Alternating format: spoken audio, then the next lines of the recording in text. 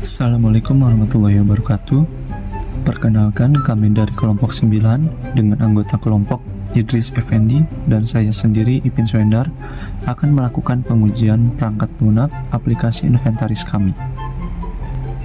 Pada pengujian aplikasi inventaris UPTD Puskesmas Trimoharjo menggunakan metode fungsional testing ini, terdapat beberapa fitur menu utama yang akan kami jelaskan.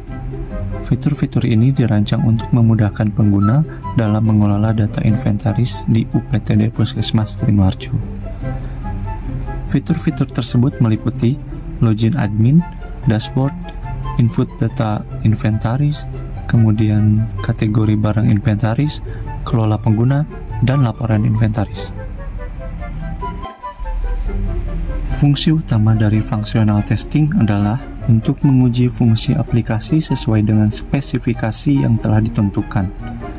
Metode ini lebih fokus pada input dan output yang dihasilkan oleh sistem, tanpa perlu memperhatikan bagaimana kode program bekerja di balik layar.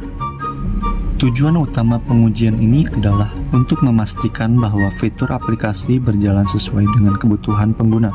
Selain itu, kami juga berusaha mendeteksi adanya kesalahan fungsional seperti validasi input, kemudian proses data, dan output yang tidak sesuai atau tidak tepat ditampilkan atau disimpan oleh sistem.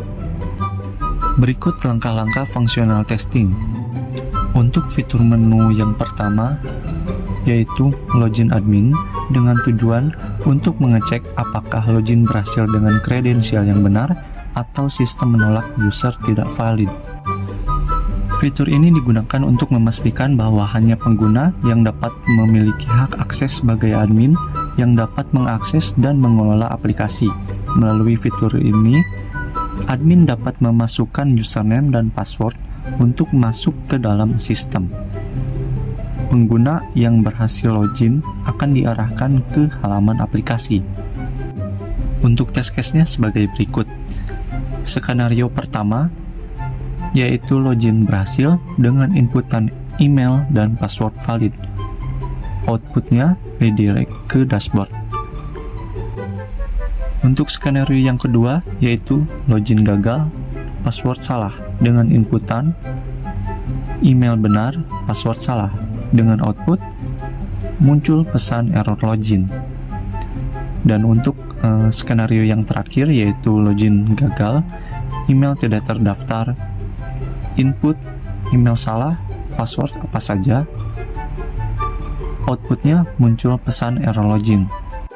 Untuk langkah-langkah fungsional testing selanjutnya, di sini kami terdapat fitur menu dashboard dengan tujuan untuk menampilkan statistik yang sesuai, jumlah user, kategori terbanyak, barang terbanyak, total nilai aset, dan lain-lain. Dashboard ini berfungsi sebagai tampilan utama yang memberikan gambaran umum tentang status inventaris. Di sini, admin dapat melihat ringkasan data penting seperti jumlah barang yang tersedia, kemudian jumlah barang yang hampir habis, serta laporan aktivitas terbaru terkait pengelolaan inventaris. Dashboard memberikan kemudahan bagi admin untuk memantau kondisi aplikasi secara real-time. Untuk test case-nya sebagai berikut. Skenario yang pertama, dashboard tampil dengan benar, data di database datanya tersedia, dengan output menampilkan statistik dengan angka yang tepat. Untuk skenario yang kedua, di sini ada dashboard tampil tanpa data, kemudian untuk data di database-nya kosong, dengan output menampilkan 0 atau pesan data tidak tersedia. Untuk langkah-langkah fungsional testing selanjutnya, di menu fitur ketiga kami ini, yaitu fitur menu input data inventaris, dengan tujuan memastikan form input bekerja dan validasi berfungsi. Fitur input data inventaris ini digunakan untuk menambahkan barang-barang baru ke dalam sistem inventaris. Admin dapat mengisi formulir terkait barang seperti nama barang, jumlah, stok, harga, dan keterangan lainnya. Fitur ini sangat penting untuk memastikan data inventaris selalu terupdate dan memudahkan proses pengelolaan barang yang tersedia di Puskesmas Trimoharjo. Untuk test case-nya sebagai berikut. Untuk skenario yang pertama, input valid disimpan. Untuk outputnya, semua file diisi dengan benar. Dengan output, data tersimpan, redirect ke daftar. Untuk skenario yang kedua, input tidak lengkap. Dengan inputan beberapa file kosong. Dengan output, validasi muncul, file ini wajib diisi. Untuk skenario yang ketiga, yaitu tahun perolehan salah format. Dengan inputan, huruf atau angka lebih dari 4 digit. Untuk outputnya, validasi tahun tidak valid. Dan skenario yang terakhir, yaitu harga bukan angka. Dengan output, huruf di kolom harga. Untuk outputnya, validasi harga harus berupa angka. Langkah-langkah fungsional testing selanjutnya di fitur menu kategori barang inventaris dengan tujuan pengelolaan kategori barang, tambah, lihat, dan hapus. Fitur kategori barang inventaris memungkinkan admin untuk mengelompokkan barang-barang yang ada ke dalam kategori yang relevan.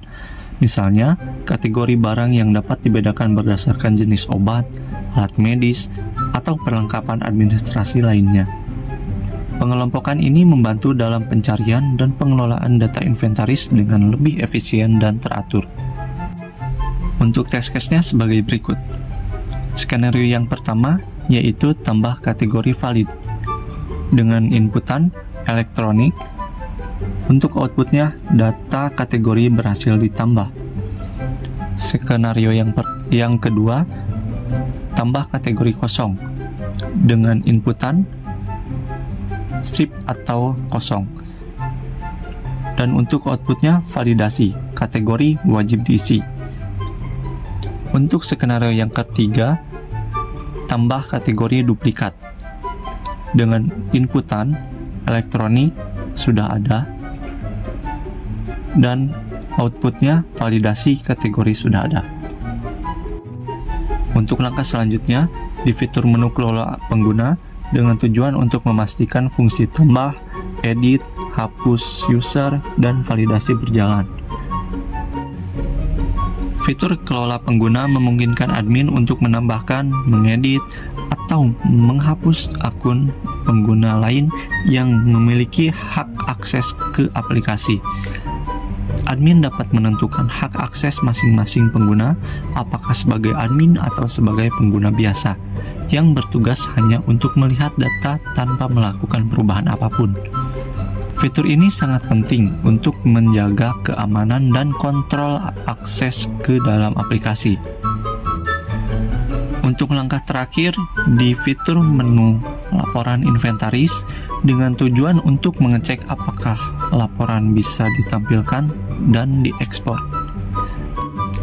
Fitur laporan inventaris ini memberikan kemudahan bagi admin untuk menghasilkan laporan terkait kondisi inventaris.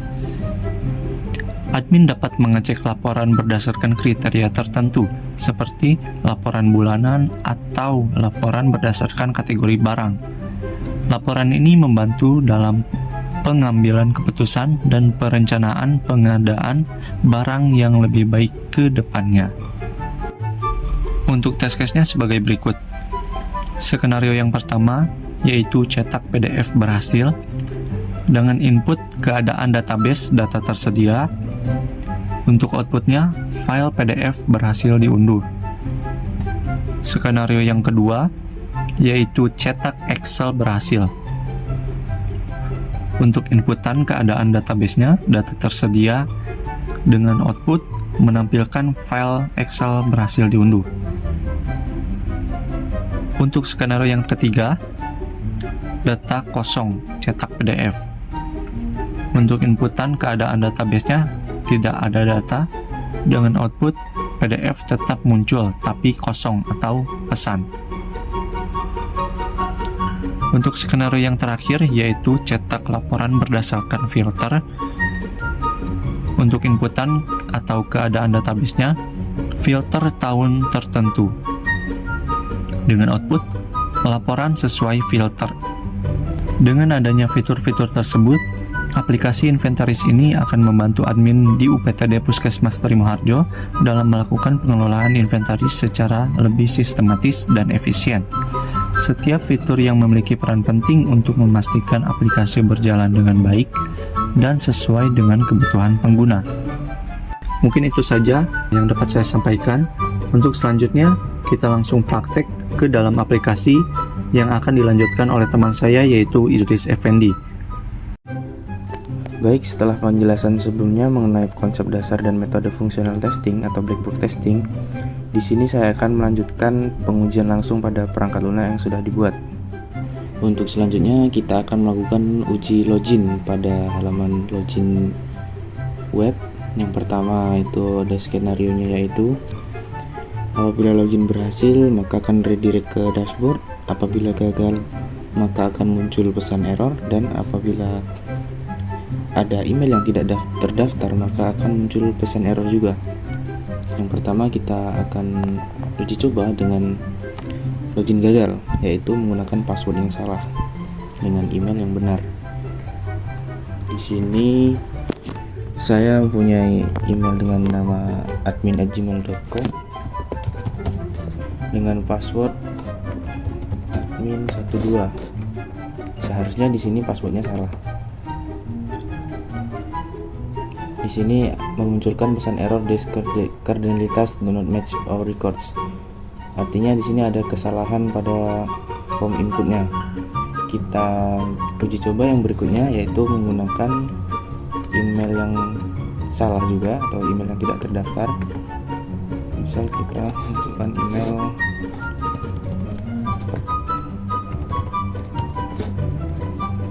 dan passwordnya benar.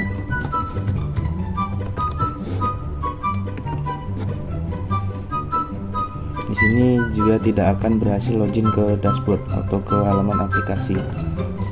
Apabila kita mengisikan kedua-duanya benar, maka dia akan redirect ke halaman dashboard. Kita uji coba.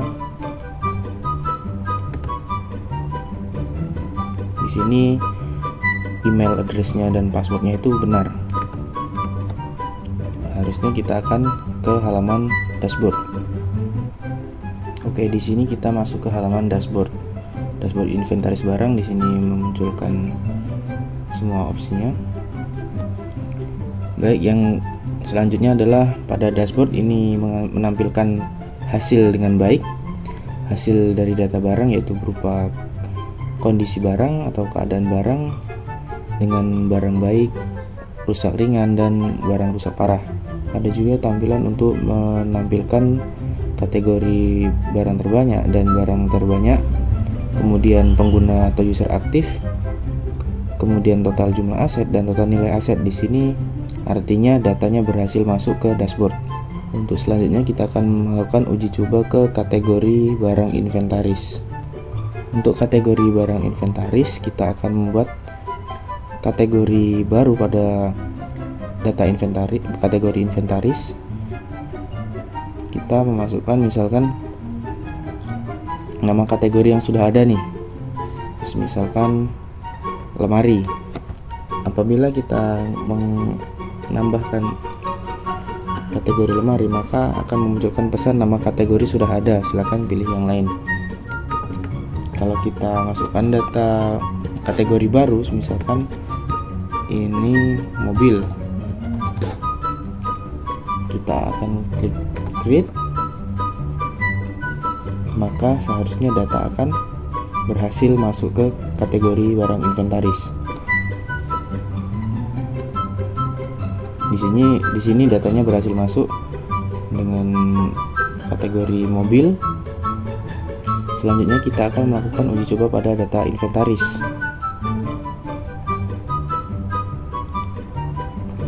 Pada data inventaris ini kita akan melakukan tambah data inventaris baru.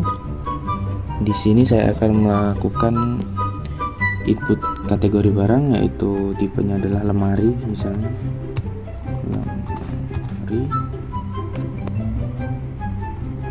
Di sini kategori barang lemari, nama barangnya lemari penyimpanan.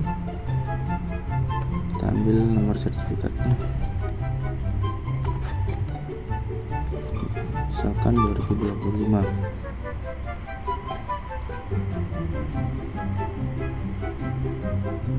Untuk tanda yang diberi bintang warna merah atau asteris merah, ini artinya required atau wajib diisi. Apabila datanya tidak diisi, maka akan memunculkan pesan error. Misal kita contohkan saja seperti ini.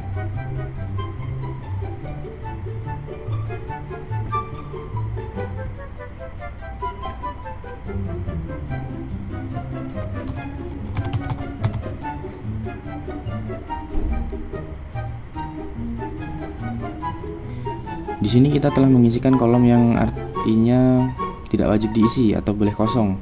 Apabila kita submit, maka akan memunculkan pesan error semua. Harap isi bidang ini karena ini wajib diisi. Misalkan kita pakai kode barang 2 dengan asal perolehan seperti ini. Barang, kondisi, lokasinya kita ke sini. Sini keterangannya kita boleh isikan kosong, tapi saya isi.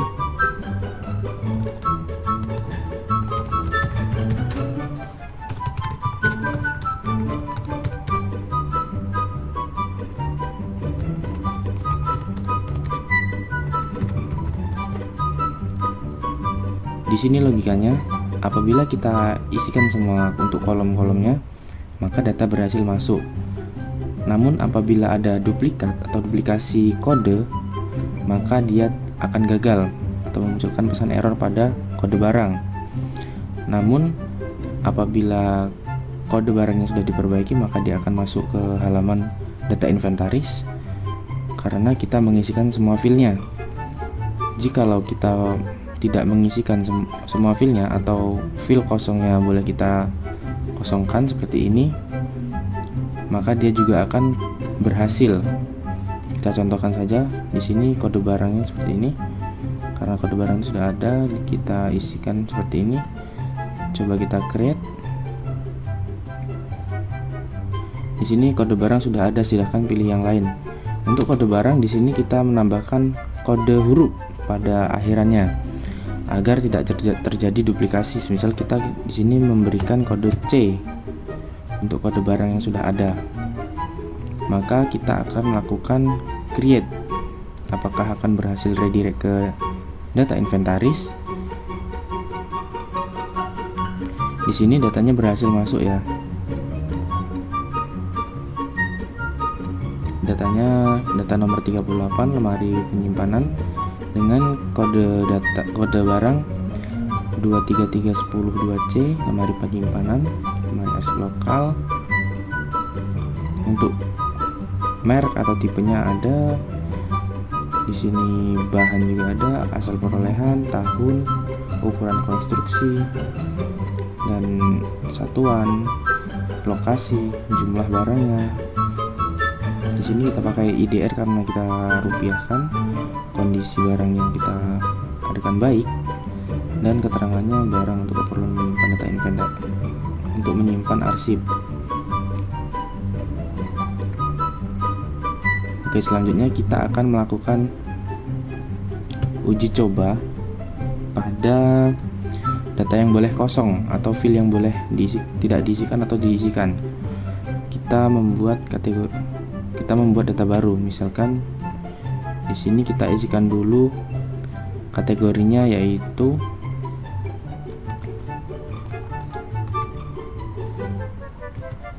kursi.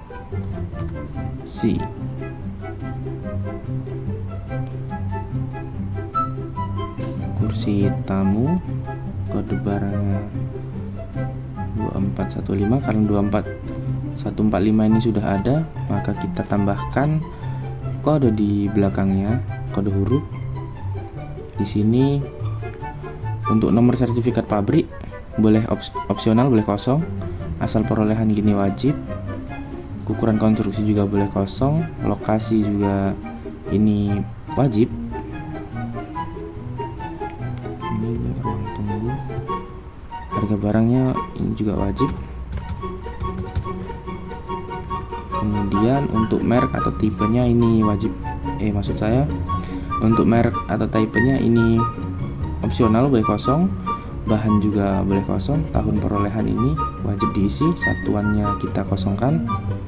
Jumlah barangnya ini wajib diisi, kondisi wajib diisi, dan keterangannya ini kosong. Kita akan lakukan create. Apakah data akan berhasil masuk ke halaman inventaris? Baik, di sini untuk datanya berhasil masuk ke data inventaris, yaitu data nomor 39, kursi, nama barangnya dengan kode barang sebagai berikut. Untuk untuk merek atau tipenya ini kosong, artinya datanya berhasil masuk karena kita inputkan kosong, kita inputkan. Untuk kodenya juga atau nomor sertifikatnya maksud saya ini kosong. Bahan juga kosong, ukuran konstruksi kosong, kemudian satuan juga kosong. Di sini data berhasil masuk ya. Untuk kondisi keterangan atau kondisinya ini ada, keterangannya ini kosong. Untuk data inventaris ini berhasil dilakukan ya, untuk field yang wajib diisi ataupun opsional, boleh diisi ataupun boleh tidak. Kemudian kita akan ke halaman kelola pengguna. Kita bisa menambahkan user baru dari pengguna ini sebagai akses untuk login ke aplikasi tersebut. Kita membuat pengguna baru, kita namakan seperti ini. Ini untuk kolom yang wajib diisi. Apabila kita tidak mengisikan, maka dia akan error atau tidak bisa terkirim. Misalkan kita akan melakukan penambahan pengguna baru, di sini namanya IPIN. Kita menggunakan email yang sudah ada atau email yang sudah terdaftar.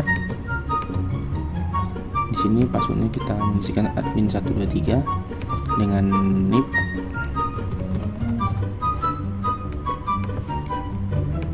Ini perannya sebagai admin. Apabila kita melakukan create, maka akan memunculkan pesan perpanjangan teks ini hingga 8 karakter atau lebih. Saat ini menggunakan 6 karakter ya, maka kita akan tambahkan 8 karakter. Selanjutnya akan munculkan email sudah ada atau silakan pilih yang lain. Artinya ini email sudah terdaftar ya. Kalau kita ganti dengan email lain, misalkan ipin gmail.com. Kalau kita create, maka dia akan redirect ke halaman kelola pengguna atau statusnya berhasil. Created. Kita langsung buka ke halaman kelola pengguna. Di sini pengguna dengan nama ipin dengan nomor 4, NIP sebagai berikut, email sebagai berikut, perannya sebagai berikut, berhasil ditambahkan. Ini artinya user dengan nama ipin telah ditambahkan ke akses aplikasi tersebut sebagai admin. Untuk selanjutnya kita ke halaman laporan inventaris. Di sini laporan inventaris adalah rekap semua data barang yang sudah diisikan di data inventaris. Terdapat filter semua tahun ini untuk menerapkan apabila kita akan melakukan ekspor PDF atau Excel ke tahun tertentu saja, misalkan tahun 2025, 2021 dan seterusnya. Di sini tahunnya mengambil dari data inventaris secara real time atau data yang sudah ada. Kemudian ini untuk menu ekspor PDF dan Excel. Di sini kita ada data seperti ini kan masih acak ya. Data masih acak. Kita akan melakukan filtering. Pertama kita akan mengambil data dari tahun 2021. Kita terapkan. Apabila sudah kita terapkan, maka kita akan melakukan ekspor PDF. Di sini laporan barang 2021. Apabila kita view kan, data akan muncul sebagai berikut, ada kop surat dan isi datanya hanya yang ada di tahun 2021 saja yang ada karena kita telah melakukan filtering. untuk kolom tanda tangannya juga sudah disesuaikan dengan si user atau akses aplikasi, yaitu kepala puskesmas dan penanggung jawab. Selanjutnya untuk Excel, kita lakukan export Excel.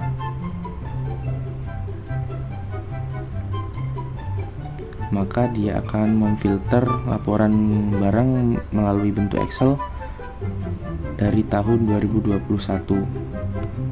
Kita coba view ke Excel.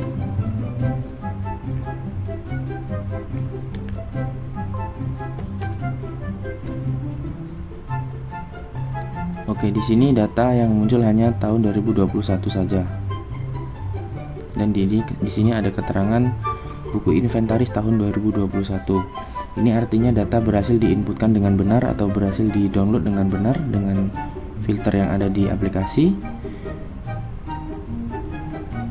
Artinya pengujian di sini sudah selesai kita lakukan dan kita telah berhasil melakukan uji coba pada aplikasi ini dengan hasil yang sesuai atau bisa digunakan untuk melakukan input data inventaris dan sebagainya. Demikian proses pengujian perangkat lunak yang telah saya lakukan terhadap beberapa fitur utama dalam aplikasi inventaris, mulai dari login hingga laporan inventaris. Dari pengujian ini dapat kita ketahui apakah fitur-fitur tersebut sudah berfungsi dengan baik sesuai skenario atau masih terdapat kesalahan fungsional yang perlu diperbaiki. Semoga hasil pengujian ini bisa menjadi masukan yang bermanfaat untuk perbaikan dan pengembangan aplikasi ke depannya. Saya ucapkan terima kasih.